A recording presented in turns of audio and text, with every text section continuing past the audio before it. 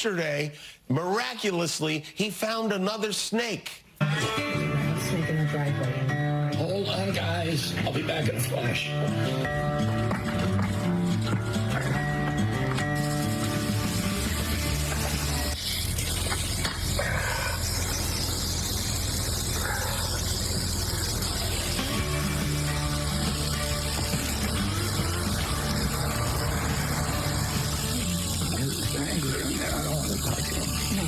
Cheryl to bring me a pillow. Oh, Cheryl's long gone, buddy. Cheryl took the pillow. She's on the way to her mother's house, screaming into it. What is with him and the snakes? Is that where he gets the oil he pushes? Why is every person in this government the craziest neighbor you ever had on the block? Really, Willie, it's just not the best people. It is time and time again the worst, the strangest, the most bizarre. I wish you would just go to taming snakes for good, because you look at, again, going after mRNA vaccines and everything else. It actually, right now, we have extraordinary breakthroughs that are happening without the help of HHS. Advances in pancreatic cancer vaccines, in several other areas that really, again, we're turning the corner, possibly something remarkable for Americans. And instead of having the Department of HHS and the federal government helping, they're actually pushing back against the type of personalized vaccines that could save and are actually saving people's lives who have pancreatic cancer, which have really long been seen as a death sentence. But more than that, just actively working to slash R&D, research and development at the greatest universities across the globe, simply because they're trying to make some point that nobody even understands. They continue to be at war with the very universities that have been the engine drivers of the American century for research and development, for creating the sort of things that have put us ahead of the rest of the world. And it just, at some point, somebody in the Republican Party on Capitol Hill, they need to wake up and demand more and demand better of this administration. Yeah, I mean, I wish RFK Jr. was just quirky and we could just laugh at him and, oh, he tames snakes, which, by the way, I have no problem with him taming snakes. It's the least troubling thing he's done with animals, if you remember his past. But what's actually troubling is what you just laid out there, Joe, is that he is a guy who, let's just say again, was voted for and confirmed by Republicans, although Senator Cassidy, who's on his way out, lived to regret it and was critical of him, but only after the vote. And is a guy who's standing in the way of, as you say, Joe, extraordinary progress. That development for pancreatic cancer is an mRNA vaccine. I mean, that's what that is.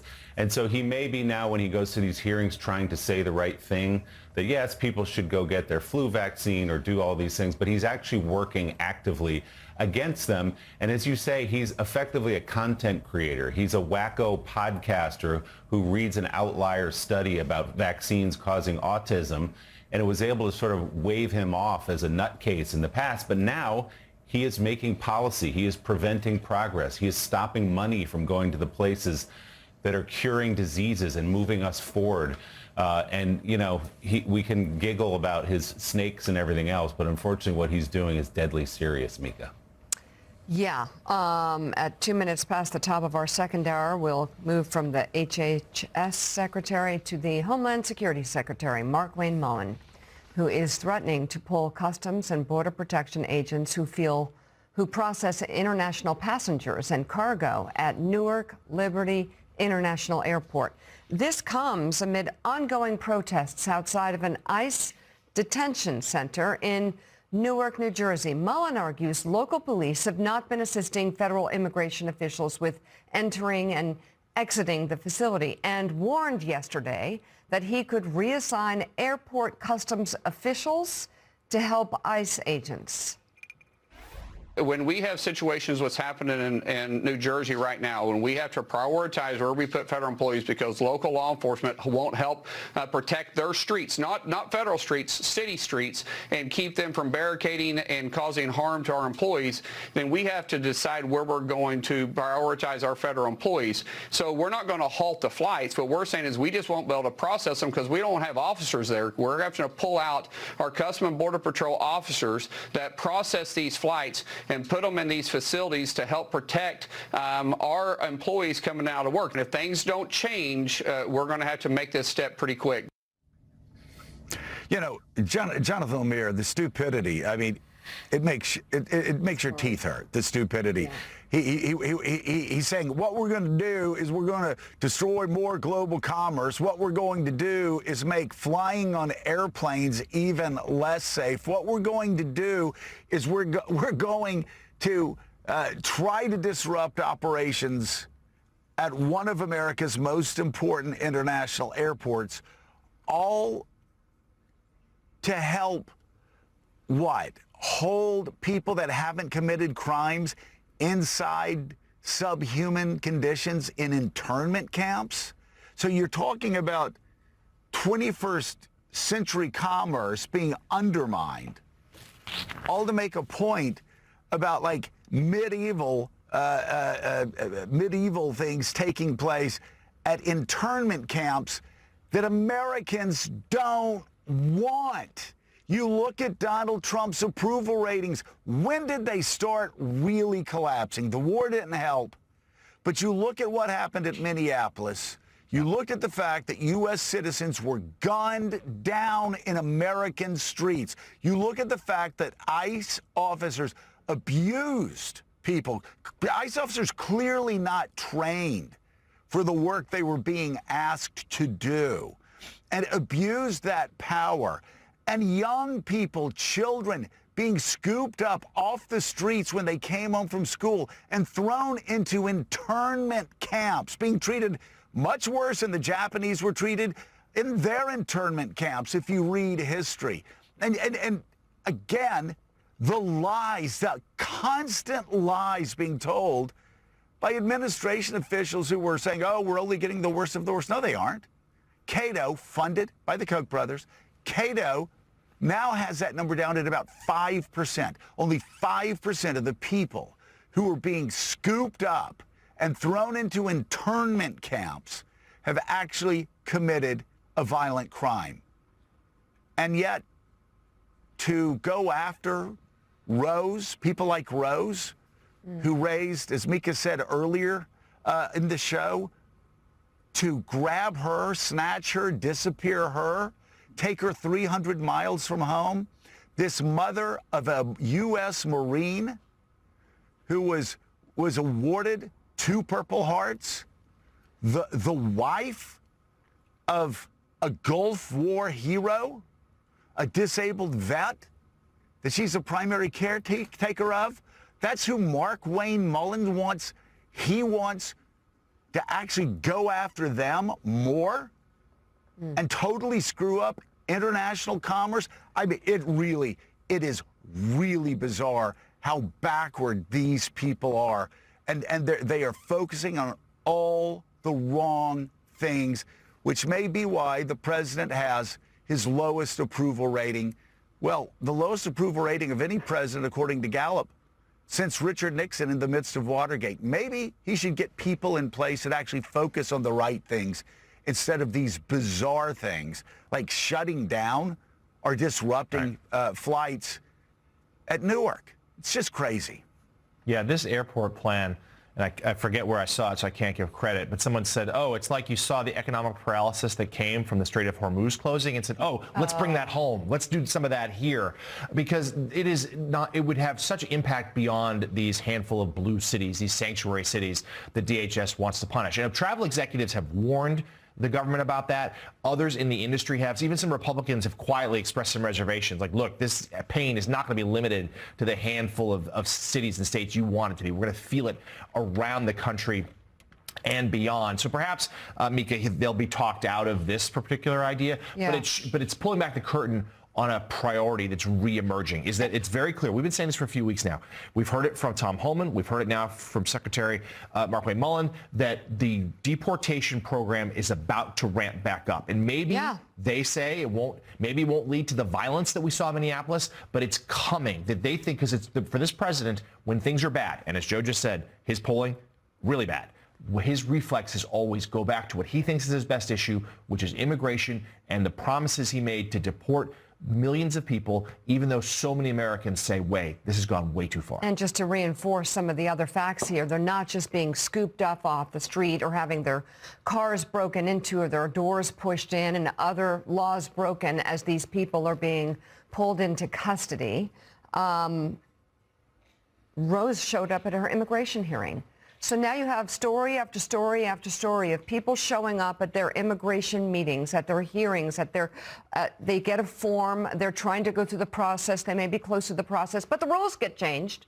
So actually, you thought you could stay, but you can't. And that's happening to many different categories of people who are here and want to have legal status or in the process of getting legal status. They show up for their hearings. They show up because they want to follow the rules. They show up because they want to be here legally, and they're almost there, and they've spent so much money and so much time, and they've saved all their papers, and they've tried to do everything right, and they show up, and they get nabbed like criminals, like the worst of the worst, and put in concentration camps here in America.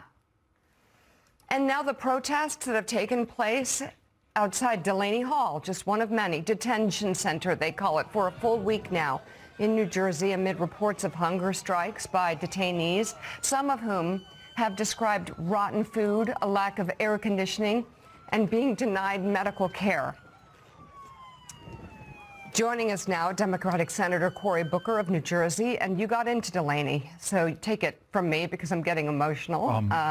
What did you say? But first of all, to not be emotional, the dignity of our nation, any pretense of nobility within our country is under assault right now. This is our taxpayer money. These are our officials conducting immigration policy that is levels of deep cruelty that should be unacceptable to all Americans. It's going on in Newark, it's going on in Texas, it's going on around our country. And understand this, that facility, now that they're begging for city support, when the city said there is health and safety concerns, that you need to get a certificate of occupancy, they said none of that. They bullied their way in. It's a $1 billion contract, $1 billion of our taxpayer money to a for-profit company, as corporations all throughout this process, from the Geo Group, transportation companies, subcontractors, this is a money train for Trump campaign contributors, all as they assault human dignity in a way that all of us should be offended, outraged, and outspoken. Should care. Silence in this is complicity, and what's going on is an affront to who we say we are as a nation. Our values. Willie. So, Senator Booker, you were the rare public official who was granted access to one of these facilities. You got to look inside Delaney Hall. Presumably, they had some time. They knew you were coming. We've heard other reporters say that the prisoners in these facilities have said things got cleaned up quickly before dignitaries like yourself would come in. But tell us what you saw, because so few people actually have been granted access to the inside of these places. So Congressman Esbiat, New York Congressman, and I were in there. And the horrifying things when they granted us ability to meet with people alone, where the guards were not there, were chilling. When we met with the women who circled around to support each other, a woman who was recently postpartum, ripped away from her American child and her other American children, no criminal convictions, and talked about just the pain of that separation. Another woman who came in pregnant and had a miscarriage, and was denied appropriate medical care. Another woman who came in who was pregnant, who told horrific stories of the treatment that she was enduring. We have a situation going on in Newark and again around the country where we have what amounts to internment camps of people who are ripped away from their American families, American children, American grandchildren even, who have done nothing wrong, who are trying to comply with our immigration rules, to try to navigate the complicated processes, showing up for immigration hearings, but they were torn away from their families, from our neighborhoods. And so this is a moral test for our country. We cannot allow this to go on. All of us have to begin to point out this cruelty and this assault on not just the dignity and humanity of the people being held, but this is cheapening and demeaning the humanity and the dignity of our nation. So, Senator, we have gone over repeatedly about President Trump's original promise that it would just be the worst of the worst, and that's clearly not the case. Speak a little more, if you will, about the people you did encounter in their lives in the United States for years, if not decades, and also their fears of where they may be heading next, including in some cases to countries where they've never been. Well, this is why I'm working on many fronts, including trying to help many of them to get lawyers so they can get legal protection so they can't be transferred out of New Jersey away from their families. They can't be transferred to other crueler detention facilities or pushed out of the country. When I had a 19-year-old child, a young teenager rather, come to me with an American accent, he had as thick of a New Jersey accent as I have, if not more so, decorated athlete in our state, telling me about him now being pushed back to a country he doesn't even know, barely speaks the language. It highlights the cruelty of what they're trying to do. And this is the thing that they told us, the retaliations for trying to go on a hunger strike, the threats that they'll be brought up with criminal charges.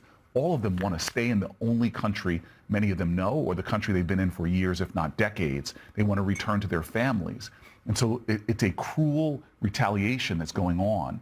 They're frankly threatening them for trying to do what we would do in a situation with that, is protest, hunger strike, work with their lawyers. And so we've got to decide as a country, how long are we going to allow this to go on? Because this immigration cruelty that we're seeing, it's not just what we saw on the streets of Minneapolis. We're seeing it in detention facilities all around where they're hoping people will look away, all while hundreds of millions of dollars are being made in for-profit prisons off of the backs of human beings. They are profiting from pain. So, Senator, I want, if we can go into that a little bit more, Senator. Oh, I'm sorry, Mika. If we can go into that a little bit more, Senator. So we have a system here that now is driven by Stephen Miller and has been driven by Stephen Miller, where there are quotas. They have set up unrealistic quotas that I'm sure you've talked to the White House about, I've talked to the White House about, saying you're never going to reach these numbers. And if you try to reach these numbers, people are going to end up dead in the streets of Minneapolis like they have been. It doesn't work. But they still have these unrealistic quotas that make them do subhuman things to souls that are here in America that, as Scalia said, have constitutional rights. They are protected by the Constitution if they are in America. And so that's one side of the equation, and I really am so glad you brought up the other side of the equation. So you have these quotas that throw people in detention centers, and then you have the well-connected that are actually turning these detention centers, these internment camps, into money-making machines. And every day they keep a poor soul inside these internment camps, they make more money. So they don't care if they have citizens there or whether they have immigrants there. They don't care whether that person has committed a crime or not. Once they get them, all they're looking at is counting the number of heads, the number of beds, and the number of bucks that they're making off of this corrupt system.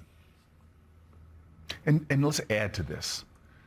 This is an assault on the economic strength of our nation.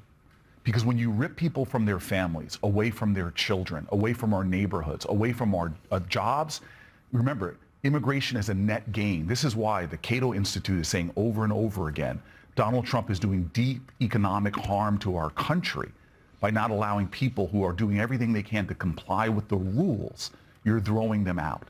And so here you have a president giving a master's class in how do you tank a national economy, your chaotic tariffs, your disastrous war abroad.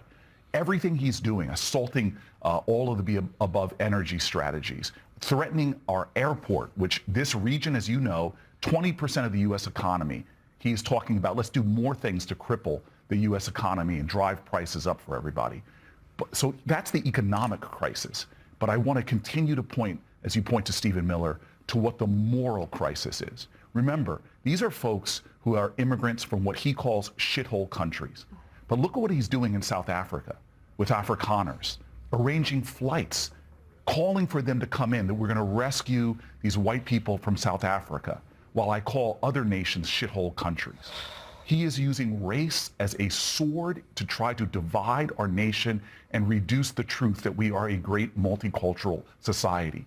The assaults on so-called DEI, as he says we're a merit-based economy, but fires qualified African Americans while doing what? Allowing his children to loot, smash and grab, grift and grab resources. This is a corrupt administration that's getting rich as we all get poorer, but also morally bankrupt as well, hurting the dignity and the ideals of this nation.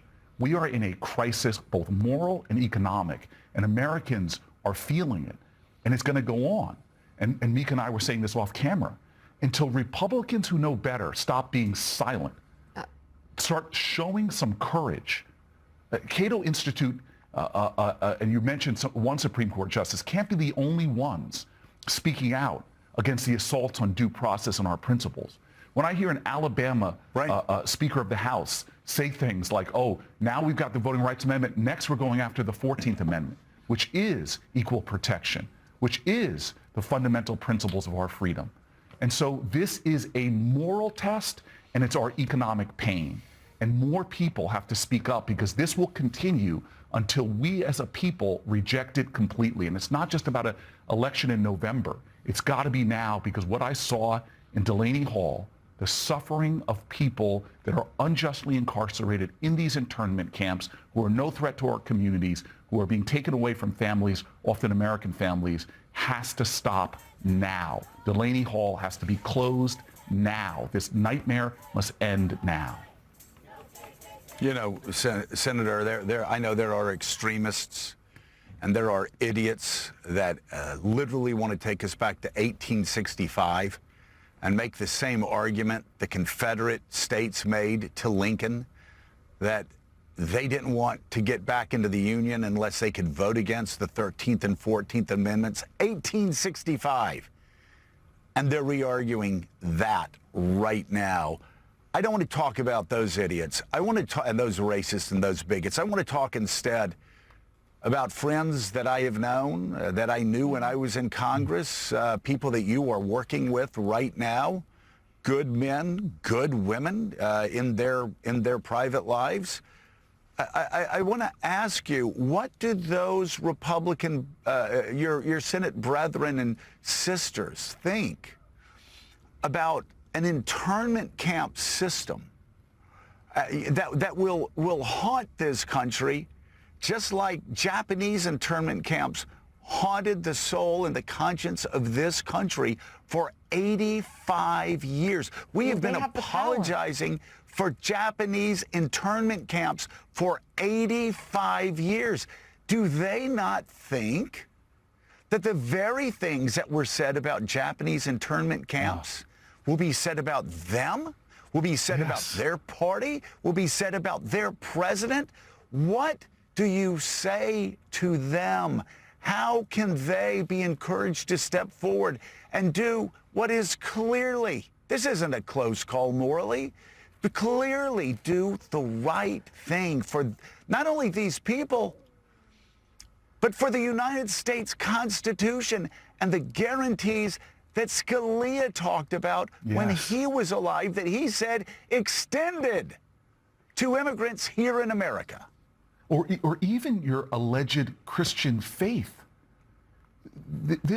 How can there be such a constipation of compassion, a poverty of empathy, that from the dictates of your faith to the laws in the Constitution, that you were willing to so violate your values and any shred of moral decency that our country proclaims? But what do you get from them? Do they not care? Do they not care? There is a reckoning coming. There is a reckoning coming. I talked to Clyburn. You want to talk about a man who has such moral authority in Congress from both sides of the aisle, who they tried in vain through the bullying of Donald Trump to eviscerate his congressional district. And he said to me right now, what he's seeing in South Carolina is his source of hope. Record turnouts, record early voting that breaks not just presidential years, but even the highest turnout. There is a reckoning coming in this country where we will try, I hope, over the coming months leading into November to reclaim our moral high ground, because we are being dragged into the quicksand of such an offensive lack of moral character, of decency, of courage. Of humanity. And so I will just say this to end. If you're watching this program and just feeling angry, but that anger and that powerlessness does not lend to action, to doing something, we are here not because of people who are offices, but because of average Americans in times of moral crisis showed moral courage and did more in the cause of their country. This is not a time for silence. I'm talking to groups in New Jersey, from the ACLU to Make the Road, who are doing the hard work of fighting for the legal rights of people. There are groups you can turn to and help that need help right now, because there are people right now who are suffering in our name with our taxpayer dollars, and your silence is complicity in that. Please do something more in the cause of the country. Democratic Senator Cory Booker of New Jersey, thank you very much. I really appreciate it. It's good to have you on this morning. Still ahead on Morning Joe, ABC News Chief Global Affairs Correspondent Martha Raddatz has been covering wars throughout her award-winning career, and now she's sharing the stories of the sacrifices made from American troops she's met along the way. Martha joins us next with a look at her new book, The Hero Next Door, Stories of Patriotism and Purpose. You're watching Morning Joe. Journalist and New York Times bestselling author is out with a new book titled The Hero Next Door, Stories of Patriotism and Purpose, in which she shares 10 superhuman stories of veterans that she has met along the way in her incredible, groundbreaking career. And Martha joins us now. She's also the co-anchor of ABC's This Week. It's great to have you on Morning Joe. I'm a fan, follower, and an admirer of your incredible work.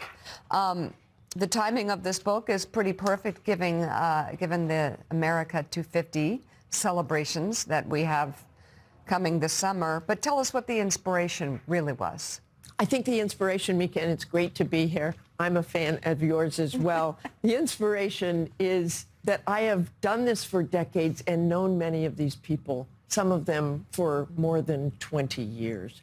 And I think the 9/11 generation, that generation that went to war because of Osama bin Laden's attack on this country, has in a way been forgotten. But it is not just a military story. It is a story of humanity. I was just listening to Senator Booker, of course. It is humanity. It is what these people have done then and what they have done since. And that's what really inspired me. All of them have either gone on to find another purpose that inspired me to the core, or a couple of them are still in the military and just doing different things. But all of them want to continue that service. And I just think there's the most wonderful message for all of us. I feel like these men and women who I've met over these decades have been a gift to me, have inspired me, have made me want to be a better person, to never wake up and say, boy, this is a tough day or a challenging day, to think of them, to think of Derek Cabrera, who was paralyzed in 2012 and still every day gets up and does something important to serve our country, even out of uniform, and make things better for other paralyzed people. It is stories like that that is way beyond a war story. It is truly a story that has inspired me. This is a labor of love. I did this from the heart. Martha, good morning. Congratulations on the book. I love the idea behind it. I work with veterans groups a lot as well, and there's so much to say about what happens after they leave the public eye, after these wars kind of fade from the public consciousness. Where do they go? What do they end up doing? Do they get the help they need? I want to ask you a little bit more about Captain Derek Herrera, because his story is extraordinary. You touched on it a little bit, but because of the injuries he suffered, but also the resilience he has shown since then. Tell us more about Captain Herrera.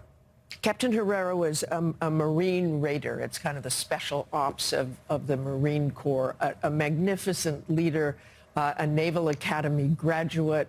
And when he was shot in the shoulder and it lodged in his spine, first of all, the first thing he did is make sure his wife was aware of what happened. And the first thing he said to her is, Mara, I'm sorry. That's the kind of person Derek is. He helped get himself rescued, and the others who were injured that day continued his leadership. He gets out, he does his physical therapy to the extent he can, and he looks at himself and thinks, what is the one thing I can do now that is unique, that I can really contribute? And he has founded an operation that now helps paralyzed people with urinary tract, with relieving themselves. He talks openly about that and wants people to talk about that. And he has a company, Bright Euro. They have invented this thing that makes it less painful, less uncomfortable, less humiliating for people. And it's helped people who are not only paralyzed, but those who are not and have some issues as well. He is the most magnificent man you want to meet, just an inspiration to me over these many, many years. And the other thing that Derek said when he was injured is, can we ever have children together? And indeed they have. They have Hunter and Hudson, who are the most adorable twins you've ever seen. What an extraordinary man. Went to UCLA Business School, built an entirely new life for himself. I want to ask you about another person in the book, Dr. Rocco Armanda. As you say in the book, a surgeon, world class, who could have done anything with his life and his career, could have worked any hospital he wanted to, dedicated his life to the United States military. Tell us more about Dr. Armanda. So an Army neurosurgeon, he helped save the life of my colleague, who we all know, Bob Woodruff, when he was badly injured, a traumatic brain injury in Iraq in 2006. Dr. Armanda brought his skills from Iraq and Afghanistan. He's out of the Army now, but he regularly goes to Ukraine to operate on the wounded there. I was able to watch Dr. Armanda in Dnipro operate on several wounded Ukrainian soldiers. He is completely committed to going back there, to making sure they have medical supplies. He floods my DMs and my text messages with anything he can about Ukraine and how to support Ukraine, but he is doing his part. I mean, his family is like, Rocco, do you really have to go back to a war zone?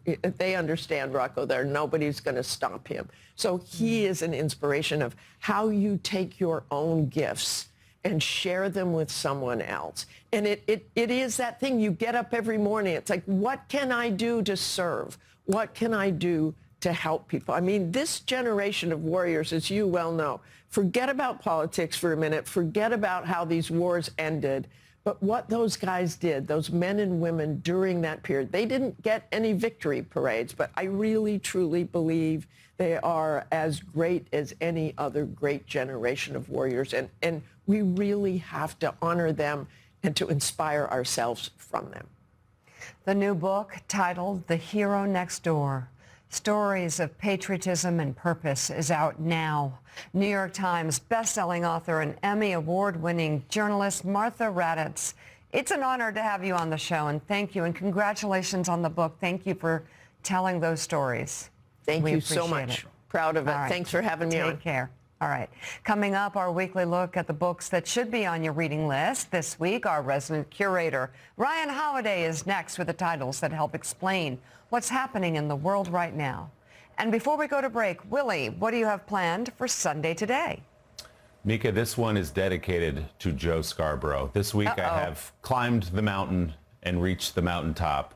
Sir Paul McCartney is my guest on Sunday Today. He's got a new solo album out called The Boys of Dungeon Lane, which takes him back to his childhood in Liverpool, talking about his parents, talking about his childhood friend George Harrison, and of course John Lennon as well. An amazing album. He's still got it and then some. We also talk about going back to the Ed Sullivan Theater the other night to close out. Ryan, of course, hosts a top-ranked podcast, The Daily Stoic. It gets roughly 5 million downloads per month, and Ryan's also the owner of The Painted Porch, an independent bookstore in Texas where he regularly shares reading recommendations with more than 1 million of his followers on social media, and he gets a lot of inquiries from Morning Joe viewers. I've heard it wherever I go. Ryan, people thank me for having you on the show, and also thank me for introducing all of our family to your bookstore. So thanks for being here. And your theme this week are books that help explain what's happening in the world right now. And one of the things I've loved about some of the things that you've said before on Instagram that I've seen is where you go, hey, stop thinking. This is the first time something like this has happened. People have not only had it as bad as you in the United States, they've had it much, much worse, which leads us to the first book, The Storm Before the Storm. Tell us about what happened and how the Roman Republic collapsed. Yeah, I wanted to talk about some books that explain what's happening in the world, but you'll notice they're all old or they're about old stuff. Truman famously said, the only thing new in the world is the history you do not yet know.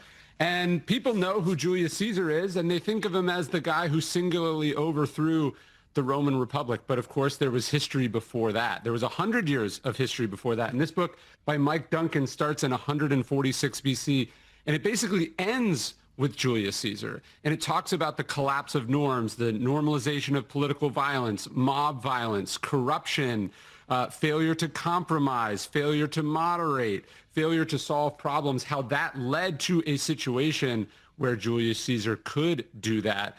This is a book that'll keep you up at night, but I think everyone in America needs to read it to understand what's happening right now. Seems like a must-read. How about Tyrant? That's by Stephen Greenblatt. And Tyrant looks at how Shakespeare used his plays to actually explore the concept of absolute power. Yeah, Shakespeare did not have freedom of speech. He could not criticize his moment. He could not criticize the current leaders. So he had...